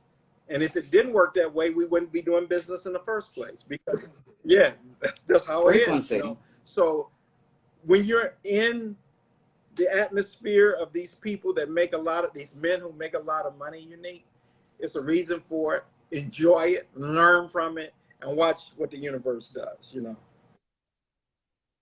Well, one thing my boss does tell me, and this has been amazing because I never worked under a Yeah. boss, yet alone a man, that Mm. that told me to be me. He said that I'm way bigger than what I'm doing. Yeah. And I work at a Fortune 500 company, and he's worked with the police department. Like he's done things, this Mhm. man is 50, 60 something years old. And he Yeah. said he's never worked with somebody like me ever. And he tells me to just do me and just go forth and be great. Like he does Yeah. not try to Yeah. shine my light, and but like you said, we have similar life Mhm. experiences. The more I talk with this Right. man, it's a mentorship, with me and him. And he likes the Right. fact that I'm a woman and I'm a black woman, not only, whatever his personal, goals or whatever, but it looks good for the company. And, he likes me as a person. And he says, you're an Hmm. immaculate, efficient person. Like, it's not a lot of people out there. And I'm starting to realize like how above average I am with certain things. And it took me a while Right. to understand, like, why am I here? It's for five older white guys every day on the call, and it's just my little, black face, and I'm a woman, and I'm hearing this, and it was awkward at first. I have to present my part, in the weekly meeting and give my Hmm. information, but I know what I'm doing. I know my job. I know what I'm talking about. I get results. I'm resolution based, and I'm starting to Sure. see Sure. it's about frequency, right? Right. It doesn't matter my background.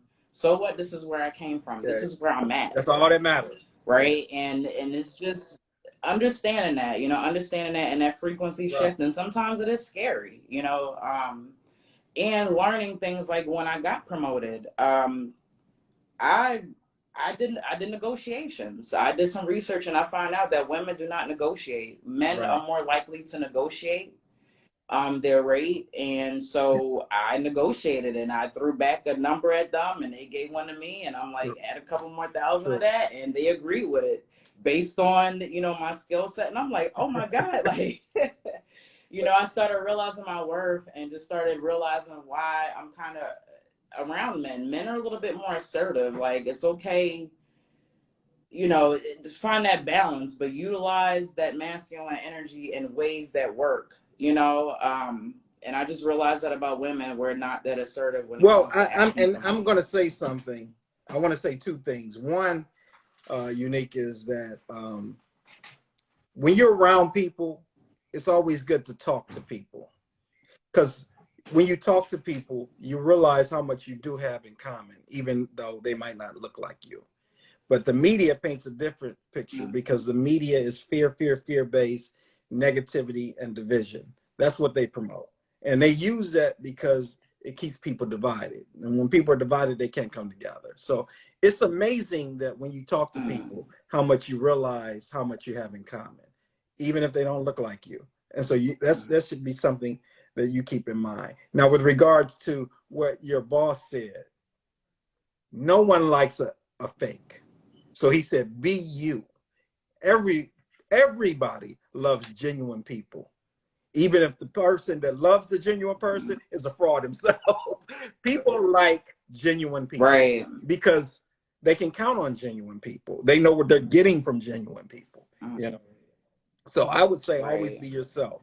And again, going back to, you don't know how long you're going to be at this company or where the universe is going to move you to, but they're setting up the path. So enjoy the ride, learn from it, act on it, and do the best you can so you can get the launch point wherever you're going next. That's what I would say. I appreciate that. I've been in a great financial situation, and it got better when COVID started, unfortunately. So yeah, I'm definitely not complaining. I'm starting to appreciate and understand it's mine. I worked for it. Any more tips? I mean, you gave out so many tips on trading, tracking, following crypto. Is there anything I would else you want to say add? right now, I would okay, I got to give my disclosure. Me personally, I invest in Bitcoin. I invest in Ethereum, right? I wouldn't sleep on Litecoin either, right? Because, in 2017, the top three, it was Bitcoin, Ethereum, and Litecoin. Litecoin is not done yet, In fact, on The Economist magazine, I posted this on my my Instagram page for the Crypto Magician. There's an Economist magazine, and it's like an abstract photograph. And in that photograph, there are the logos of a few crypto coins or tokens. Figure out what they are and why they're there and why they're placed in certain areas. And then you'll see what's happening. You see? So I would dollar cost average those, because even though Bitcoin is still high, too high for most of us to buy in and buy a full coin right now. In the early days, you could have done it. You still can be in that 1% if you dollar cost average right now, because there will only be 21 million Bitcoin minted ever, and that's fast coming to an end. So right now, we blow money on the weekend and stuff, whether it be on fast food, whatever it may be, right? But if we set aside $20, $30, $40 a week, and we said, I'm buying some Bitcoin or some Ethereum, you'd be amazed at what that produces over a year. So I would dollar cost average into that. I would, thinking like the person I am, if I was going to give some advice, I would say that you need to focus on DeFi projects and Web3 projects and NFT projects, and not really get focused on the art, remember, because we're going to go way past that, but DeFi, Web3. And when I say Web3, I'm including the metaverse in that too, because like that one tip I gave out about that coin, if you look at it and what it's done over the last, let's see, I think Bitcoin hit 67,000 in November or something. Now, if you look from November to now, that coin, everything, although everything was going down, that coin kept going up. So every now and then I'll drop something like that, with the message I'm trying to convey is that you need to pay attention to this coin, and if possible, still get some. And it's still low at the point where you can still gobble up a lot of it. So when it does what it does, you can make a lot of money off of it. Mm. So Candace, I believe the magazine Yeah, was the The Economist Economist, magazine. Yeah, and they're always and also, every year in an esoteric way telling you what's up. If you got you can count on it, okay. because that's how they communicate. So in our community, we're really not into like stuff like that, the economy, economists, and I pretty much got exposed to like Okay. Thomas Sowell. He's the only Black economist I know, but I know he's very prominent and efficient. So, like, do you know any other, economists for people to kind of look into, to get familiar with, so we can start understanding how this country really I really works? don't concentrate on men, so I couldn't give you any names right now. I focus on the Okay. things that are being said, and I research the things that are being said. So, do you know his work? I've heard Are of you them, but I'm familiar not too with his familiar work? with it. I haven't dived deep into it to find out what's Okay. happening. No. Yeah, he's Okay. conservative. I think he's a Republican. But I just like the ideas and the audiobooks that I've been reading. I really like his perspective, and his take on things. And it's just different from what I've been hearing. And just like how we've been talking about, when it comes down to it, people are human, we're Yeah. souls, we all relate. And I'm just getting this message from people, especially older Black men or people that lived in that time. And it's just like, it really wasn't the way that people are trying to paint things. So it's just interesting. And I just want to throw that out there for people too.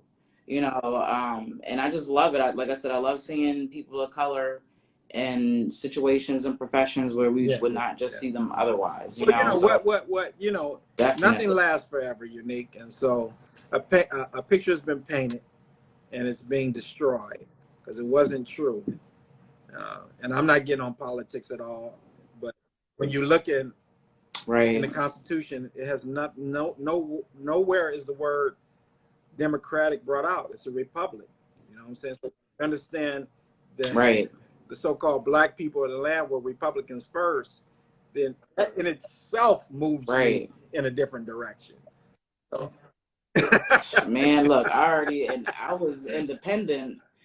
I was Democrat, then I was independent. I voted for Obama, and then I fell back independent. And then as times changed, I said, you know what? For my political, what I want to connect with, I'm going on somewhere else. So that's what I affiliate with, and I get nasty looks or whatever. But I'm about representation and morals and what things fundamentally, kind of stuff for. And I just don't align with anything that the blue team is perpetuating, or I just don't align. Even So you got to keep that it eye open. just My thing is this, and I'm not a cheerleader for any team.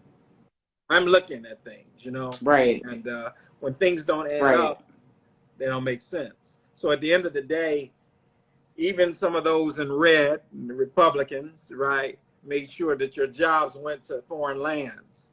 Are they really for you? You see? right, So at the end of the day, right, who is for you? And people can appeal to emotional desires. You were saying, women don't really negotiate. That's because they're more emotional. You know what I'm saying? That's not a bad thing because everything has its place.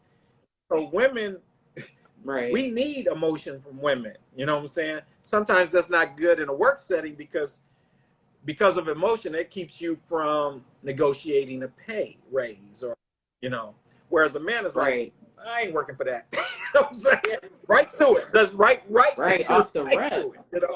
So off the balance. rep. It's always about balance, and you might have things that you connect with. You have a lifestyle that you want to be at, and these people are catering to that lifestyle. But that has nothing to do with life. That's a lifestyle. And so we inject it in politics, and you vote for this individual because they're, kowtowing and telling you, yeah, we down with that. And then they hit you with some regulation that you never saw coming, and your life is effed up forever. You see? So it's layers of secrecy and plans built on top of emotion and manipulating people's emotional desires and needs. And I would just say, stop falling for that. That's why we're in a position that we're in. Right. Black people so emotional. Yeah. Black people emotional. Boy, we emotional people. Yeah. And it's a good thing and it's a bad thing. And we are giving people. We give. That's why our culture has been taken, because we gave it. Because and we're trustworthy. Contrary to what people try to make us believe. Everything they try to make us think that we are. We're giving, loving people. We like to incorporate people into our life. We like to welcome people. We don't get welcome, but we welcome everyone. And so that says, and that says a lot. Right. So at some point, I live by the notion that I know this about women. If a woman has a man that she likes, has been with, right, and he's no longer acting right, she's leaving him. She's going to get to a point where she's out of there. So why doesn't that happen with politics? Because, hey, this man in blue been cheating on you forever. He's been doing you wrong. Because they want to act like us, because the politician can play the saxophone, or he can use, he can speak Ebonics, or because, Beyonce done showed up, or Jay-Z, which I'm really, I'm not going to talk about him. But, because these people come out and, first of all, when Hillary showed up with the, don't insult me like that. And I love hip hop. But I feel insulted that they think that we all, just like Mr. Biden said, monolithic. Like, bruh, it's a time to play. I love hip hop. I love gangster. I love gangster rap. You feel me? Like, I know it's not my entire life and world. It's a place for that. And then for y'all to present that things and think that you're gonna get, educated people that know what's going on to buy into that. It's like, that's a joke.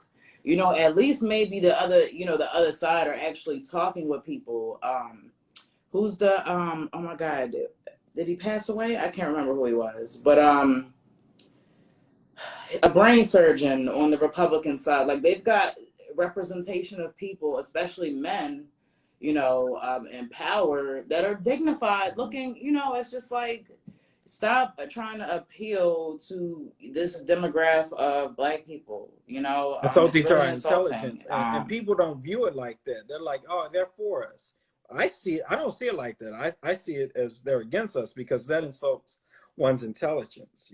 So you put a rapper and you say he's down with that. What does that mean to me? I mean, I like rap music, but what does that have anything? I mean, what does that have to do with the cost of bread today? Nothing, right?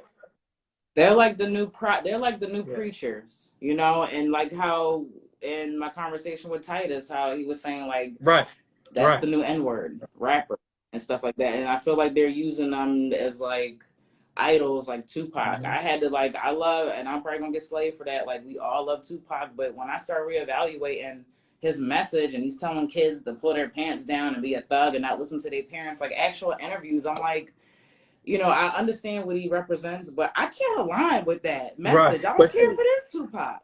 You know what I mean? Like, I can't align with him telling Black men, as much trouble as Black men are getting into this country, for you to continue to be a nuisance to your community and not be a productive member of society. Like, why is it not cool to be a productive member of society? When Kanye would say everything he was saying the last couple of years, he was painted with a brush as being crazy, a sellout, and everything.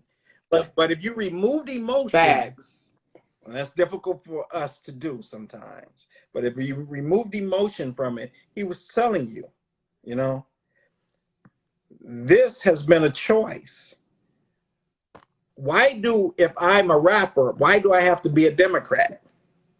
He was letting you know. Like at the end of the day, and I always ask the question to women, because I know women are only going to put up with so much from a man, but you put up with so much from a party. And the question is why? And you're the glue. And they what? It's like They the glue, 95%. right. And they're the glue Vote or making more? sure that this party is still together. When if the so-called black woman removed herself from that party would collapse because no one would be on his side. Right. And we're not gaining anything. I mean, majority, generally speaking, Right. black women, single household. I grew up in one. I'm not married. Debt. I mean, yeah, we're all educated, including myself. I'm in that boat. I'm a PhD, right? Like how Kevin Samuel says, even though I'm a married woman, but you know, we're accruing. We're the most educated in the country. That means debt. Like nobody looks at, you know, so you're a woman with debt, and then you know, if you want to try to have a relationship with somebody, because you know, for some reason, men ain't shit, and we shouldn't care about nothing about them, and they should take care of us. Which is another perpetual circle that goes this world is crazy. around and around and around. Right. Right. Yes. This is this is some interesting times that we're in for sure. But does anybody in the comments? I'm sorry, y'all. We really haven't been paying attention, but this conversation has just been rolling. Does anybody have anything they want to comment on that they weren't able to really, you know, have us look into right now? Yeah, people are hypnotized. Kanye wants to save the children. Yes, he does. I love Kanye. I call him the supreme leader of the Black Republicans. Kanye, he's trying to tell it. You know what I'm saying? I'm with his energy. I'm with everything he's doing. And you know, Kanye was telling it when he came out with his first album. That's why life went that way for him. That's why, you know, they got to get you caught up in everything, you know, to pour water on that fire that was coming out. So he was talking a lot, you know, and we need something to put this fire out because it's going to be too hot in here. So and they worked it, you know, but hopefully he's coming back to who he is and he's saying it, you know, and I'm not saying anything about mental health, but I don't even buy all that, you know. I mean, he's a genius. He's a genius. There's no way you break the market plan. You break all types of things, especially with financial education. Like, man, get out of here. I'm not even buying that. That man's a genius. I think, I'm not buying none of that. I mean, all the things that happened to Kanye with regards to working in the fashion industry was the way it was supposed to be, in the sense that he needed to see that he didn't need them. They needed him because they needed him. They used him for what they needed. But Kanye never needed them. They just led you to believe that. If you have, you know, 20 million followers following you for a reason, you don't need anybody. You can accomplish a lot, right? And that's why they put algorithms in Instagram, because they couldn't control what people was doing and the following that they would have, you know. So, you know, they make it look like you don't have the numbers, but if you have a business account, you're able to go into insights and you can prove to the world what's really going on. But they'll paint a picture. You know, I know in the beginning, I mean, you know, I would put up a post on Official Bespoke Couture and we would get minimum 900 likes. It was a video or something, it'd be 2, 3, 4, 5,000. Now you don't see that, but when you go on the insights, you do. And so and see, they did the same thing to me, and they know what they're doing, and then they talk about, oh, it's not shadow banning and all this other stuff, and that's why I try to tell people, especially when I do my business classes, like likes don't mean sales. Right. Likes don't mean sales. Right. And you think about, you know, whatever people think about Trump, he came out with his social media network, and it almost broke the internet. So many people joined. So people are done with regulation, not being able to speak out. At the end of the day, we're on these platforms for free and someone else is making money off of it. So if we can't speak freely, why are we on them? So we should go where we're appreciated, where we can make money off of it, you know, and that doesn't include them. And so I think everything that they have is going to come to an end, because if your goal is to silence people and make people acquiesce to the agenda that you want to push through, then it will be a few that stick with your agenda, but many will leave it, you know. And I think that's where we are, you know. Right. Candace says, I wish Kanye loved black women. He's never uplifted one. Yeah, I mean, Kim Kardashian, I know people don't like to hear it, but she's, she's a person of color. She is Armenian. She does have, the Armenian background. And I mean, I really don't have anything to say to that. I mean, I kind of, I know people aren't human. Aren't perfect. I know sometimes we put people on God status, and expect, perfection from people, but everybody's flawed. I mean, we want to talk about men in the Bible, people in the Bible. I don't have an answer for that, or a comment. I mean, that could be true, especially I know if Candace is saying it, then that's, Yeah, we yeah. do her research, so I don't have a comment for that. That's a good perspective to bring Well, to the yeah, I conversation. mean, You know, some men like what they like, you know what I'm saying? And that's on them. Um, I still think what he's saying is the truth. We can't discount that. Whatever he does in his private life. I know how it can look phony, yeah. but um, I think still what he says is the reality. And some men like what they like. And he's a marketer too. I mean, she says he did a casting call. Now, Mm-hmm. he's a marketing genius, and I know in some, I don't know what he's thinking, but I do know that, maybe it's marketing reasons. I don't know. I mean, we all know that he's about marketing and, doing things for controversy. And, it's a Michael Jackson tactic, which people don't realize. People are attacking Kanye, and Michael Jackson put out all those rumors and Yeah, things about him to keep his name yeah, and yeah, yeah. going. So And I don't 99.9% know, but I of mean, what you those hear are in the media is a lie anyway. So you know, so right. trust me, it ain't what it appears to be. Uh, it's not. So people do things for different reasons, but he still. I look at it like this: every being that comes to this plane of existence has a mission. We might not like how that mission is played out by this person, but they have a mission and they Right, need to fulfill right, it. And so, as long as they do what they came here to do, that's all that matters to me. That's right, right. yeah. So this was Mm-hmm. awesome. I'm all questioned out.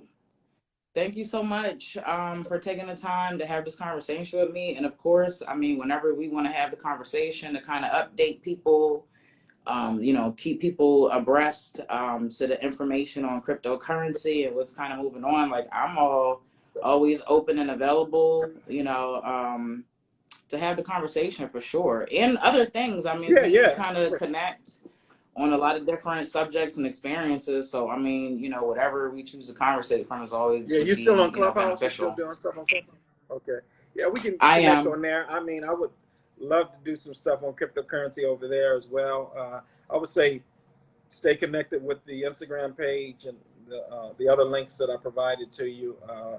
I'm going to be dropping more and more. I started the YouTube channel. I had some problems. I updated my computer, had some issues, so I wasn't able to post videos after the first day because Apple has been working on the computer to try to get it back to what it's supposed to be doing. So um, hopefully over the weekend I'll get back to where I need to be and start posting on Monday. But yeah, I'm always here, and you can always reach out. And if you decide to do something on Clubhouse regarding crypto, let's do it. I always appreciate it. All right, totally. All Okay. right. All I'll right. talk to you Bye bye. later. Thanks. You too. Enjoy the rest of your day. All right.